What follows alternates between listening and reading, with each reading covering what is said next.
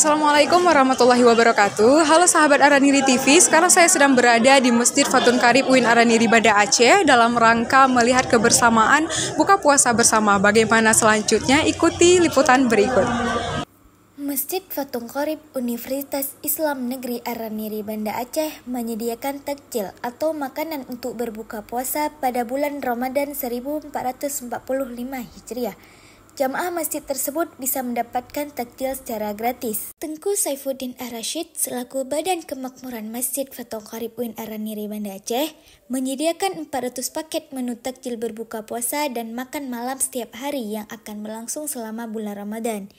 Hidangan puasa gratis ini merupakan bantuan dari Uni Emirat Arab untuk masyarakat muslim yang menjalankan ibadah puasa. Suasana keakraban dan kegembiraan di antara mereka memperkuat rasa persaudaraan di antara umat muslim. Suasana di Masjid Fatun Qarib sudah ramai dihadiri oleh para tamu untuk mengikuti acara buka puasa bersama ini. Selain itu, Rahmayani Selian, mahasiswa UIN Araniri Banda Aceh, turut hadir dalam acara buka puasa ini.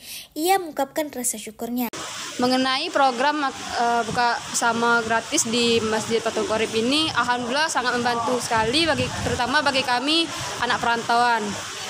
Jadi ini menurut saya bagus karena selain meringankan kami yang anak kos ini juga banyak manfaatnya.